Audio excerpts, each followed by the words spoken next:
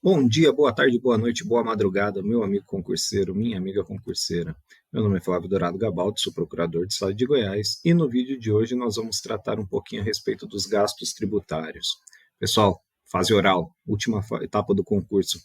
Coração acelerado, o examinador chega para você e fala: candidato, discorra sobre gastos tributários.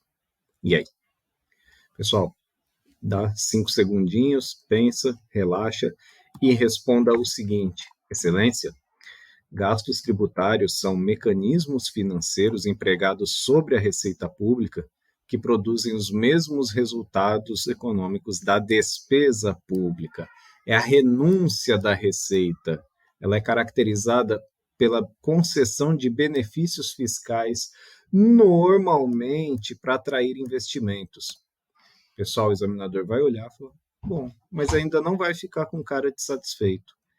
E é aí que você fala para ele: Excelência, essa renúncia compreende anistia, remissão, subsídio, crédito presumido, concessão de isenção em caráter não geral, alteração de alíquota ou modificação da base de cálculo que implica a redução discriminada de tributos ou contribuições e outros benefícios que correspondam a tratamento diferenciado.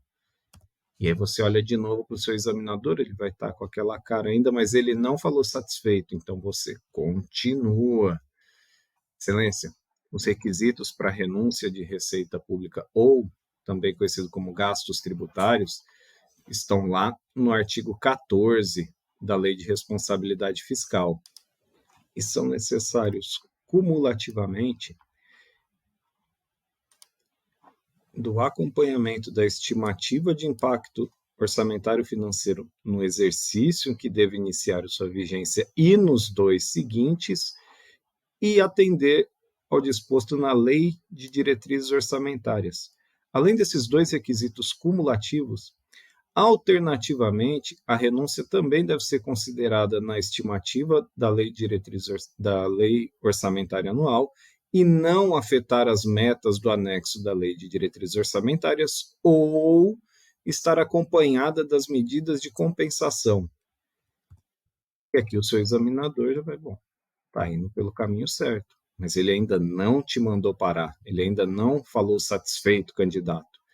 Então você continua. Excelência, o artigo 14, inclusive, já foi debatido pelo STF na DI 2238, evidentemente você não vai lembrar o número, e o STF disse que ele se destina a organizar estratégia dentro do processo legislativo, de tal modo que esses impactos fiscais de projetos de concessão de benefícios tributários sejam melhor quantificados, avaliados e assimilados. A democratização do processo de criação de gastos tributários, pelo incremento da transparência, constitui forma de reforço do papel do Estado e município e da cidadania fiscal. Tudo isso na DI 2238. O examinador vai ficar: conhece a jurisprudência, parabéns, candidato, mas ainda não estou satisfeito. Excelência, ainda essa previsão de controle dos gastos tributários, ela foi constitucionalizada através da inserção do artigo 113 do ADCT, foi incluído pela emenda 95 de 2016, que tratou do novo regime fiscal. Inicialmente, Excelência, a doutrina entendia que esse novo regime fiscal se aplicaria apenas à União, mas o STF entendeu que esse artigo 113 do ADCT, apesar de incluído no contexto do novo regime fiscal, ele se aplica a todos os entes federativos, e a sua desatenção, ou seja, o não acompanhamento da estimativa do impacto orçamentário financeiro na lei de concessão, implica em inconstitucionalidade formal. Parabéns, candidato, muito bom. Ainda não estou satisfeito. Continue.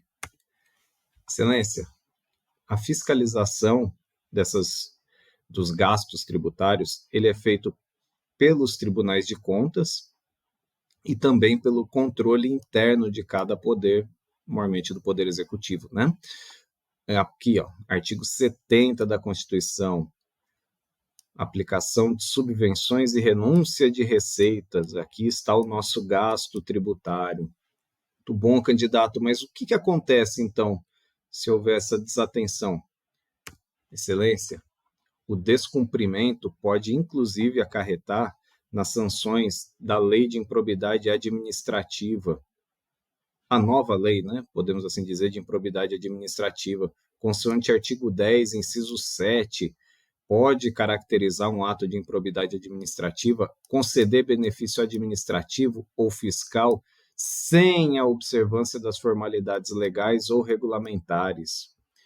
E, por fim, excelência, tudo que foi dito não se aplica por não ser considerado um gasto fiscal ou uma renúncia de receita, a diminuição de alíquotas de impostos extrafiscais, o I, IE, IPI e IOF, e também o cancelamento de débito cujo montante seja inferior ao dos respectivos custos de cobrança. São as exceções do artigo 14, parágrafo 3º da Lei de Responsabilidade Fiscal.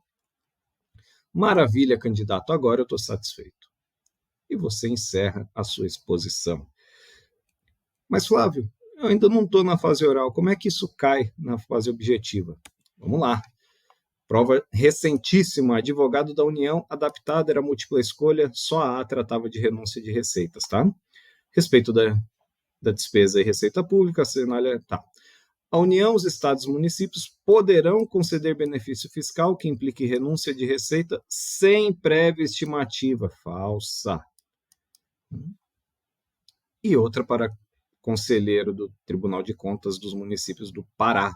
Concessão, ampliação de incentivo, benefício de natureza tributária, qual decorre renúncia de receita, deverá estar acompanhada do impacto orçamentário financeiro no exercício, atender a disposição, e pelo menos uma das seguintes condições. Demonstração pelo proponente de que a renúncia foi considerada na estimativa de receita e que não afetará exatamente. Letra A. Beleza, pessoal? Pílula que se estendeu um pouquinho além do que a gente costuma gravar aqui, mas renúncia de receita ou gasto tributário é um tema muito candente aí. Todas as provas praticamente trazem ela em alguma das suas fases. Tranquilo?